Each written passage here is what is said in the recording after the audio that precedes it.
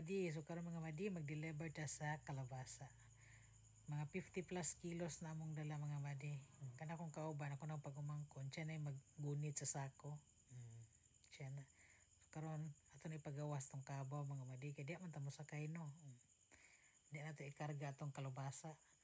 Karga na nako ang uban di sa tubangan. So kanang uban ipang bitay na sa manubila kung pwede. Pero mura magkalisod man ta mga madi. Ato na ng balansihon yung napit. Dayong misak magulang mga madi. Kaya pwedeng pagabugatan di makaya niya mga madi. Pwedeng pagalisura sa kahimtangan. Pero kumbati lang, laban lang ta sa buhay mga madi. I-arrange niya na tapos pilo na. Sakay na dahil akong pangumangkon kaya ngunit mo na siya diha.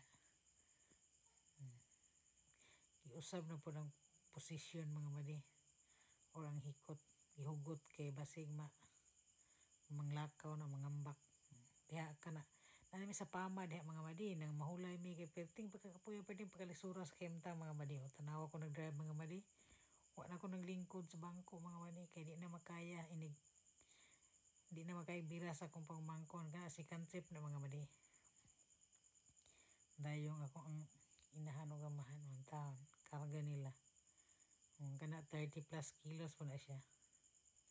Salamat kay sa mga gwapa nga namalit sa akong baliya sa kanunayng pagsuporta. Pag uli na ako mga madi, mo na akong dala. Pag uli na mong duha sa akong pagumangkon, nami sikad-sikad, ako'y rambutan, manapo ko'y hotdog diya para sa mga chikititoy na to. Naman napalit pugpan para sa atong mama o papa. Basta kay mukaon. Manapo ko'y luya di mga madi kay imo na kong kape ba. Okay ra kay mga madi. Karon diya sa third trip magkuha tag estudyante na mga madi sa mabuhay. Kuha ko siyang ate, ang driver for today ta karon. Uli na mi anak mga madi, anayang ate. Murag gigutom na kayo mga di. Pag-abot sa balay mga madi, naluto naman among sikad-sikad. O kinason, kaon na banat mga madi. Kay parting gutom ang person mga madi. Higo pag sabaw mga madi. Lami kayo. Gutom kayo madi. Napay ulo sa kuan. Pirit, napay sinugbang bulan. Arat na, kaon na tanin yung mga madi.